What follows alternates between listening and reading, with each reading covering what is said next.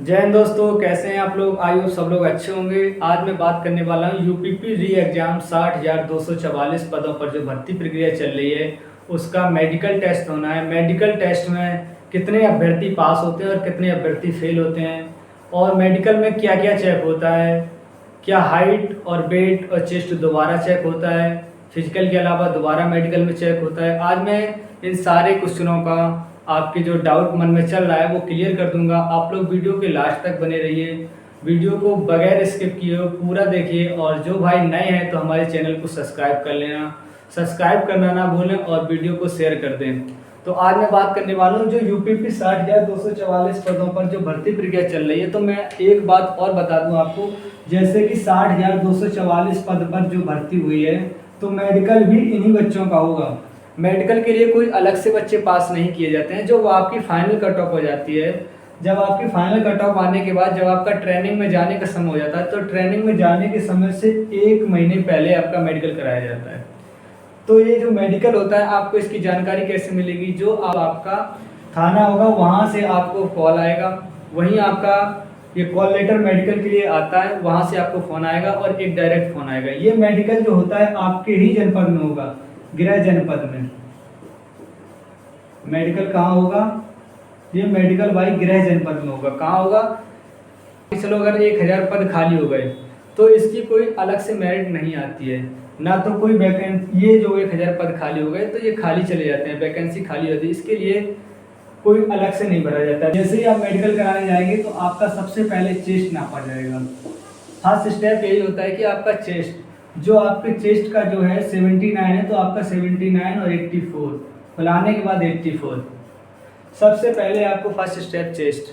तो मेडिकल में क्या क्या चेक होना है, वीडियो के लास्ट तक बन रही, सारे आपके डाउट क्लियर हो जाएंगे। सबसे पहले आपको गुजरना होगा चेस्ट, यही होता है सबसे पहले। जैसे ही आप जाएंगे मेडिकल कराने तो सबसे पहले आपको चेस्ट नापा जाएगा। उसके बाद आपकी हाइट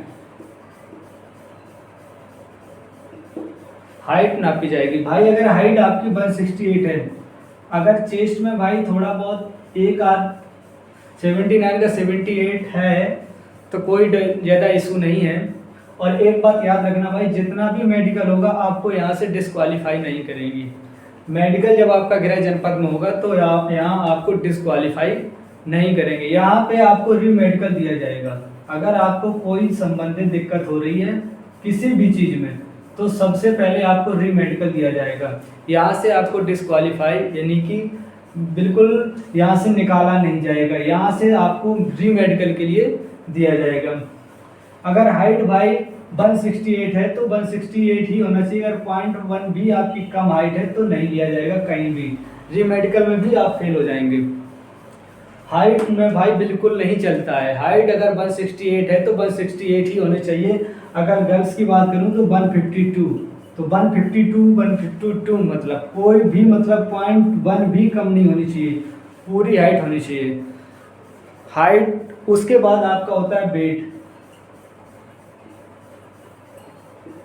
वेट होता है भाई, तो वेट में कोई ज़्यादा इशू नहीं है। वेट में आपका कोई ज़्यादा इशू नहीं है, आपने रनिंग पास कर ली तो इसका मतलब आप ओवर वेट भी नहीं है अगर रनिंग पास।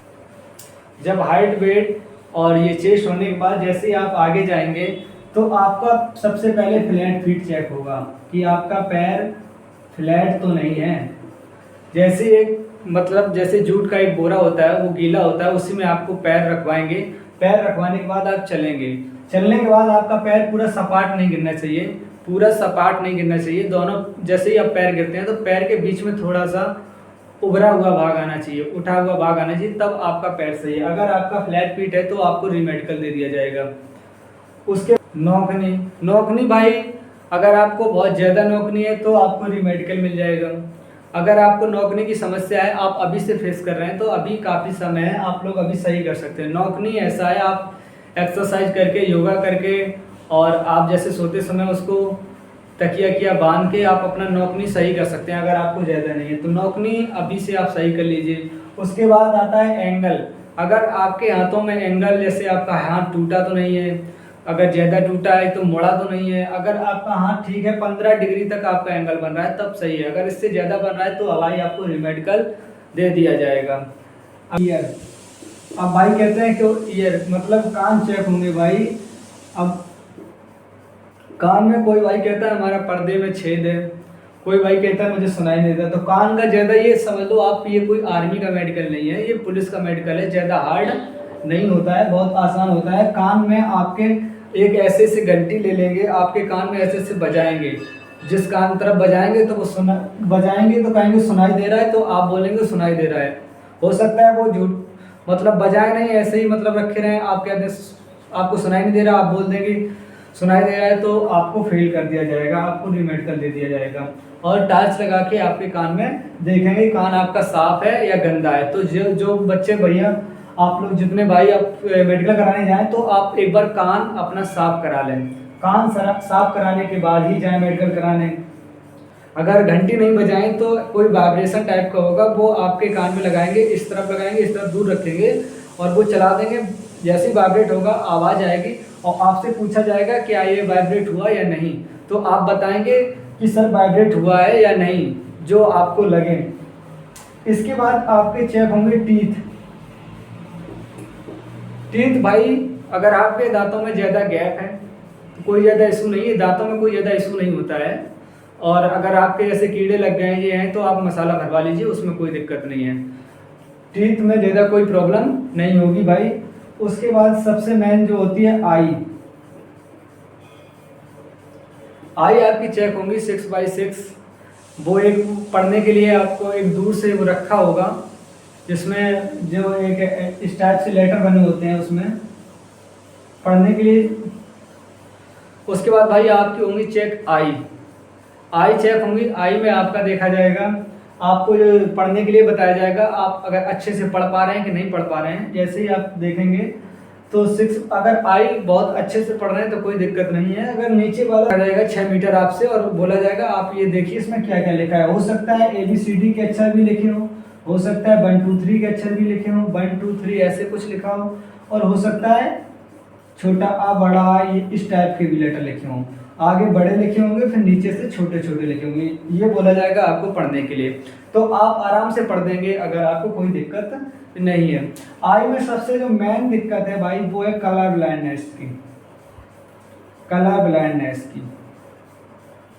ब्लाइंडनेस अगर आपको है, ये भाई आनुवांशिक होता है। कैसे? ये भाई आनुवांशिक होता है, इसको आप कहीं भी इलाज कराएंगे तो ये ठीक नहीं होगा। अगर आपको कलर ब्लाइंडनेस है तो कोई भी पास नहीं करेगा, आपको रीमेडिकल दे दिया जाएगा और वहाँ से आपको अनफिट कर दिया जाएगा। टैटू, कोई भाई बात करता है कि सर मेरे टैटू बना है।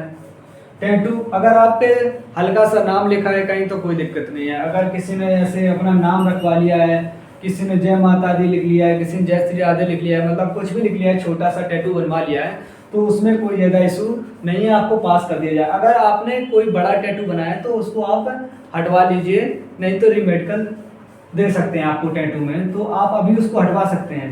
अगर ज़्यादा बड़ा कोई आपने टैटू बनवाया है तो उसको आप हटवा सकते हैं, हट जाएगा, कोई दिक्कत नहीं है। और भाई सबसे लास्ट में जो आता है मेन, भाई सब लोग पूछते हैं सर भाई प्राइवेट पार्ट चेक होता है कि नहीं होता है। प्राइवेट पार्ट भाई चेक होता है। अगर आपको कोई दिक्कत है, अगर हाइड्रोसिल वगैरह की प्रॉब्लम है तो आप ऑपरेशन करा लीजिए।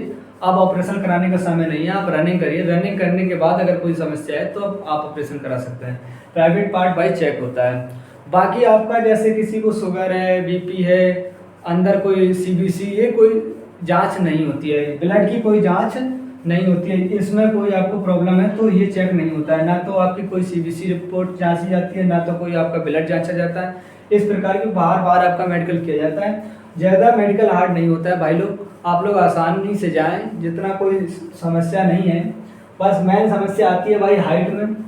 अगर हाइट आपकी ठीक है और कलर ब्लाइंडनेस ठीक है भाई आपका, इन 2 चीज़ों में सबसे ज़्यादा रीमेडिकल मिलता है भाई, हाइट और कलर ब्लाइंडनेस में। तो जय हिंद साथियों, वीडियो आपको अच्छा लगा तो वीडियो को शेयर कर दीजिए, लाइक कर दीजिए।